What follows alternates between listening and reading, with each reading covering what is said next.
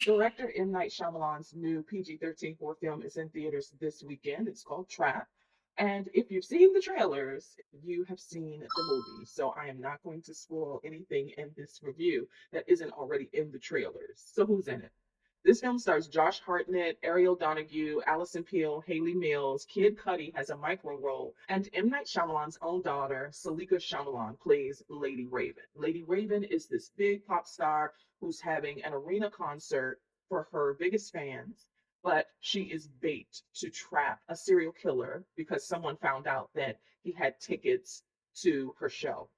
Now, Josh Hartnett is living a double life. He plays Cooper, who is a family man, but he also has a dark side. He is terrorizing this Pennsylvania suburb as the butcher, killing innocent people. And he's taking time away from his murder spree to take his daughter to this concert because it is her favorite pop star.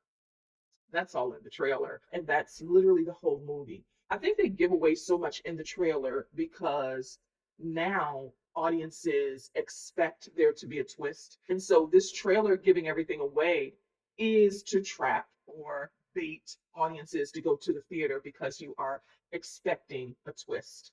That's going to be short lived when you realize there is no twist. This premise is very thin. It starts off to a point so high of expectation that it plummets. The rest of the movie sort of decrescendos into nothing.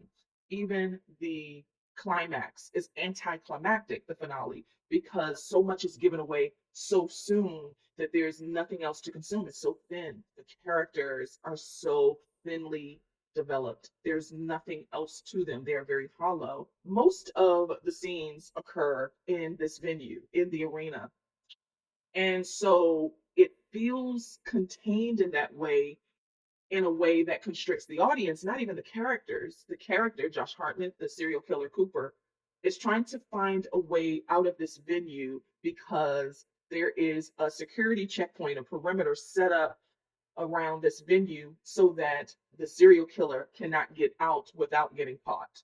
That's the basic premise of the film. And so we're following this story. We're following him trying to navigate out of the venue because the story isn't strong enough and there's nowhere else to go after the inciting incident, which is he realizes that he has been baited here. He really wasn't baited here, but that's what they sell us on because he already had tickets.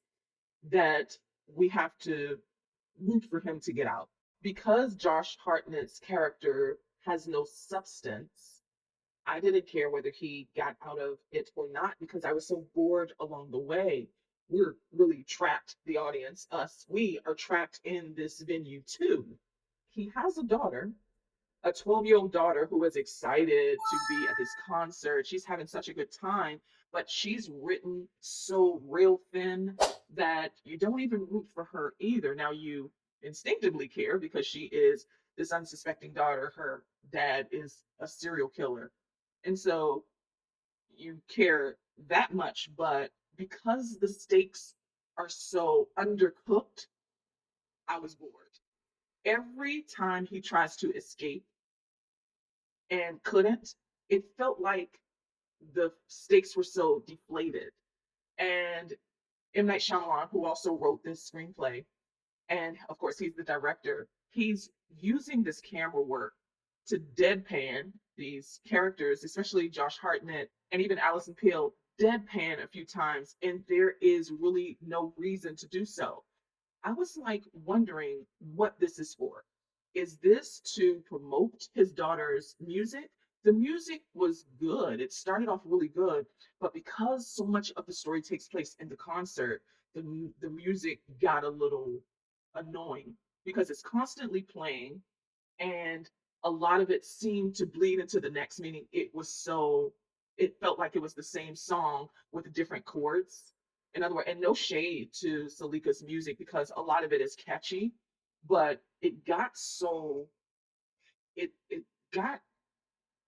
overstimulating because so much of the music was playing not like a soundtrack but like a playlist, and it just seems so familiar. There's no originality to it at all. It just seemed to bore me for so long throughout the runtime, the performances. The performances were most frustrating for this whole film for me because there was so much overacting. I was shocked. Haley Mills is a legend. Josh Hartnett has been on this for many, many years. There are there are scenes where are deadpanned, and those scenes they were overacting. I I couldn't believe it. I feel like the only people who knew the assignment were Allison Peel and Ariel Donahue.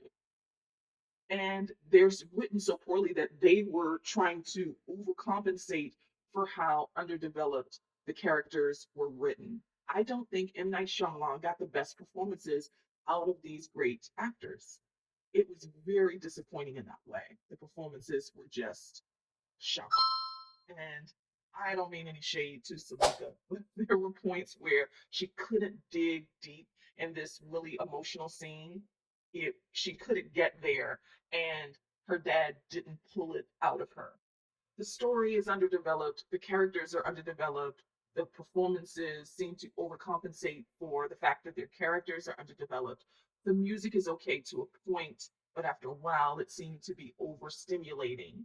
And I feel like M. Night Shyamalan might have lost his mojo. And it might not even be on him because I think, or at least I think that I am expecting too much from him. Or that's not even it. I'm expecting him to give me what he gave maybe a decade or two ago. And he's not that writer and director anymore. He is not Signs, The Village, The Sixth Sense. Those are my favorites. He is not Unbreakable anymore. Even Glass. These last few films from old Knock at the Door, Trap are a lot different than The Village, Sixth Sense, Signs. Maybe he isn't that director anymore. And I should stop expecting that quality from him because maybe he isn't that director and writer anymore. So it's on me. He perhaps is trying to pass the torch to his kids. We saw his daughter in The Watchers and then his daughter in this film. So maybe he's passing the torch to them and maybe luxuriating in the fact that he doesn't have to prove himself anymore. Perhaps that is it. Because the way this is promoted and you expect a twist, that's not this. I don't think that's him anymore. At any rate, I didn't like it. That doesn't mean that you won't like it. I am just giving my view on my experience in watching this film. If you're interested, Trap is in theaters this weekend.